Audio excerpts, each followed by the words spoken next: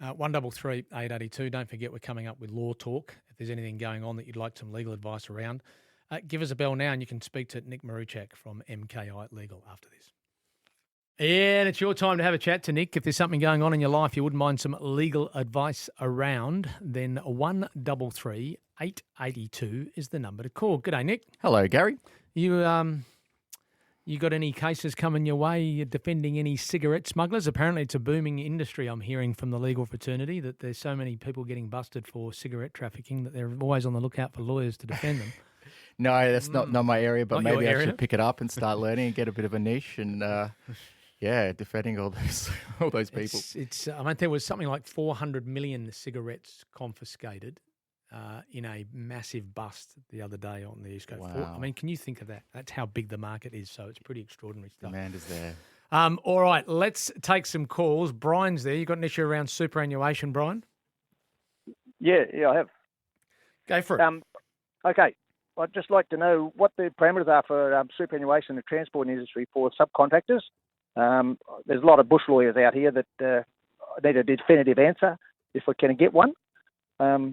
Just about what the rules are for paying super to subbies. Yeah, so what's your situation like? Are you running, just tell us a bit about it. Are you running it through a company? How's it going? Yeah, I'm running for a company. Yep. And we don't get paid super. So I just wondered, does the company have to pay a super?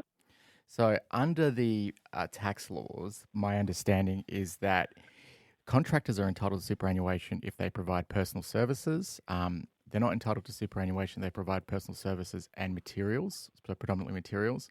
But the understanding of the law is that if you're running your business through a company, then you're deemed not to be providing personal services. So that's a way that a lot of companies can get around the obligation to pay super. If it was you in your personal capacity as a sole trader, then are you providing materials as well? No, I just provide my labour and the truck.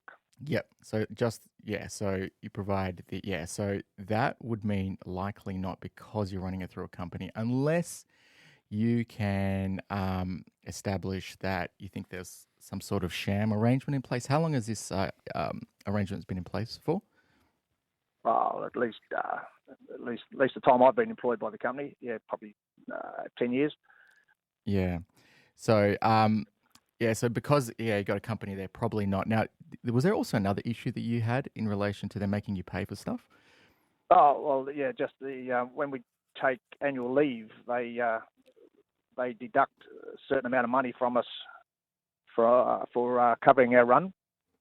Yep. I just wondered if that's kosher or not. So what are they? How does that work exactly? Well, they when they cover our run, they have to put trucks on and a company driver to cover our run. So they obviously charge us for that. Hey. So how much did that end up costing you? A bit. It's over 500 a day. Yeah.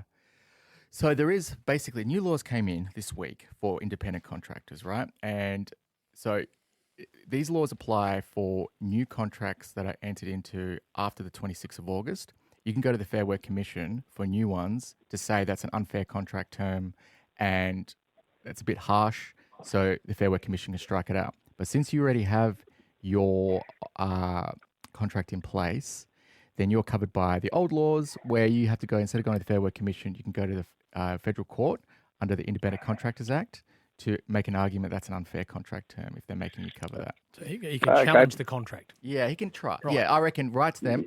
And you're also in the road transport industry, right? So there's a bunch of laws. Have a look at the Fair Work Commission website, because there's a bunch of laws in place that actually protect your industry as well.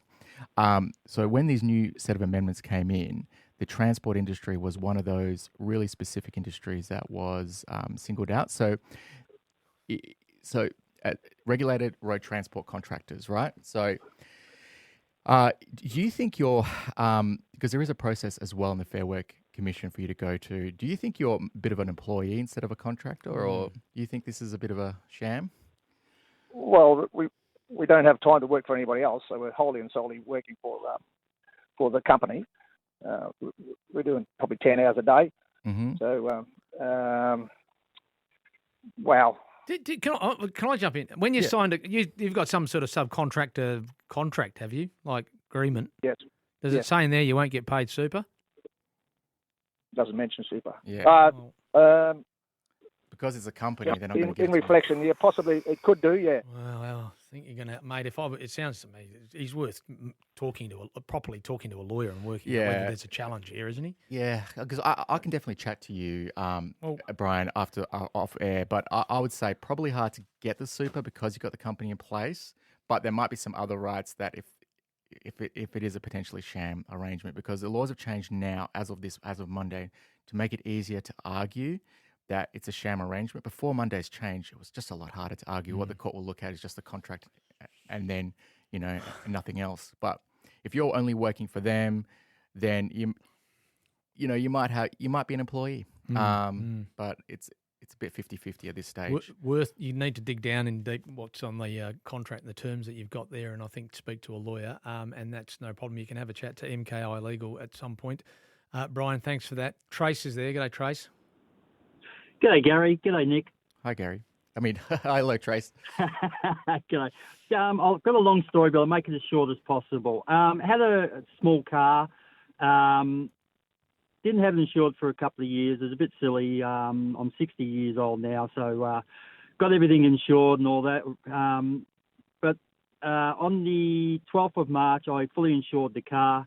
On the 3rd of April this year, went down to the local noodle bar to pick up some takeaway on the Wednesday night. Didn't take my phone. It's just a rush thing to get back. As I was reversing out, there was a few people around, so I'm sure there were some witnesses. Reversed back into a pole. I slipped off the brake onto the accelerator. So anyhow, hit a pole, got out, looked like an idiot, scratching my head, looked around, so jumped back in the car, had a look at it. The next day, went home, went online, paid my excess to get the car, looked at and serviced and that, fixed. 4 weeks later, got a phone call, take it down to this panel beater for assessment. So did that on the I think it was about the 5th of May and that. So it was about four or so weeks later after that. Young guy come out, had a look at it. Yep, no worries. Probably about 5-6 weeks after that. Yep, okay, it's booked in. It'll take 5 days to get fixed. Not a problem. My other half was driving it. I was driving it. There's just a little dent in the back, in the plastic guard. Anyway, to cut a long story short, 3 days later, a gentleman rang me back from the insurance company and said, it's a bit worse than what we thought. We're going to have to write the car off. I thought, well, that's a shame because it's a great little car. So the agreed value was $4,500, not a problem. Then it all started, the phone calls. Now, we just need a bit of information. Are you the owner of the car? I said, well, yes, I am. Can you prove that? You'll need to go down to the Department of Transport. I said, well, look on your computer, look up the registration number, my name will be on it. Okay, now we just need the last 3 or 4 services that the car has been done. Okay, so I went down to my local auto guy that I get serviced, sent that off to him, not a problem. The last one was, right, now you need to, do you have any witnesses? I said, well, I'm sure there's people around there, but I never asked them that. You need to give us a copy of the receipt of the food that you bought that night to prove that you were there. Hey, I'm cutting to the chase here, mate, because we just don't have time for all of it. Okay. So what's your question? I just want to know where I stand, because at the moment I've had an audio interview from a lady from the fraud side of their company. Yep. And they're going to make a decision, and I'm absolutely ropeable over this. Yep. So I think that you've got to comply with them as much as you can, right? Because they have the right to ask a bunch of questions, and then if you, so you have to comply. Usually the terms, there's usually an insurance code of conduct as well. That usually they've got to make a decision, say within like 4 months. They've got to keep you updated as well. How long has it been before they made a decision? Well, the initial interview, they said it'll take 20 days. I've had that, and then they said 10 days after that. So that was last week. Okay, so they're still within time, right? So just wait for the decision to be made. You have to as an insured person, you have to just give them all the information so they can make a decision. If you challenge it, there is a right, and I believe it's the I think it's Australian Financial Complaints Authority that you go to, right, to challenge that.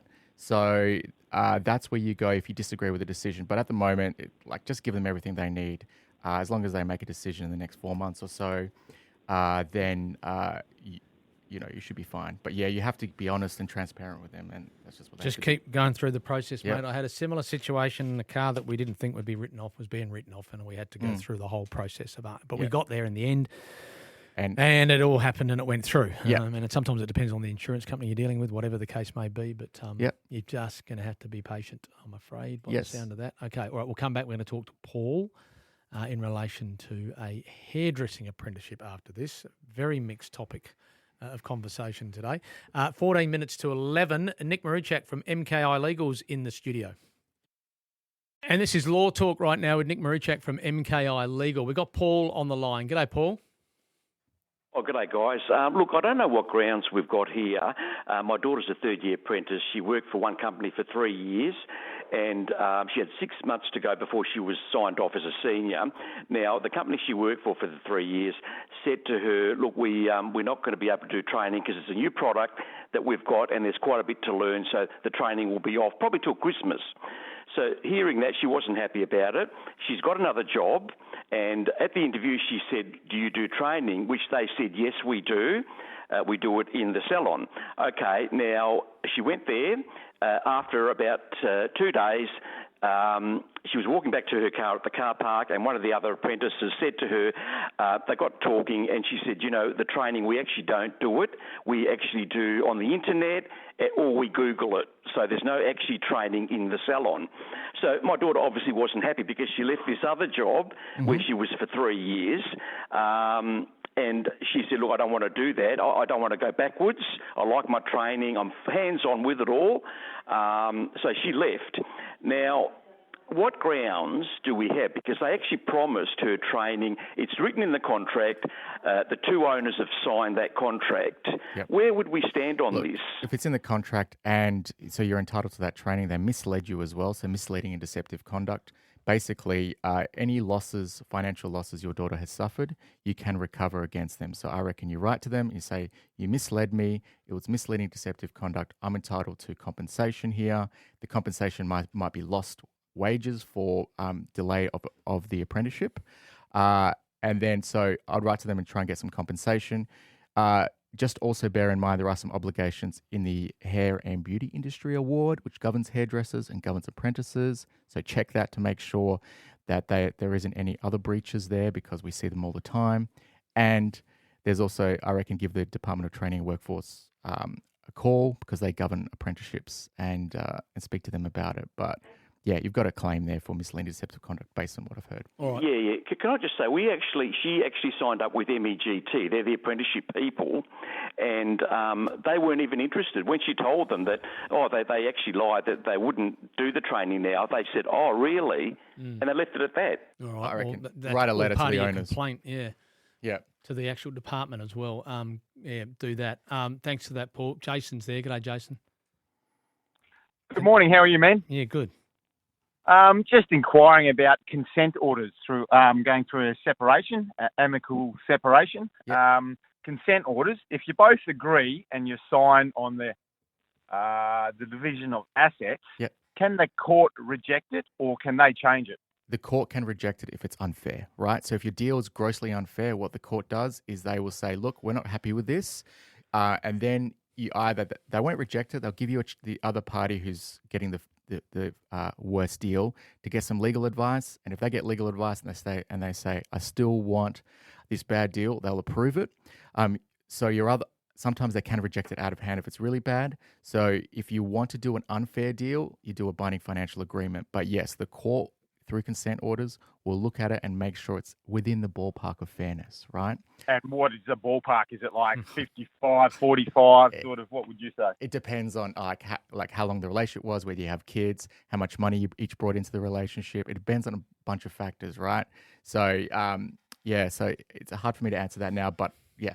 Right. It's have a look at the family court website for some cases, and otherwise I can give you a quick call and just give you a quick pointers there. All right. Jason, thanks for that, mate. George is there. G'day, George.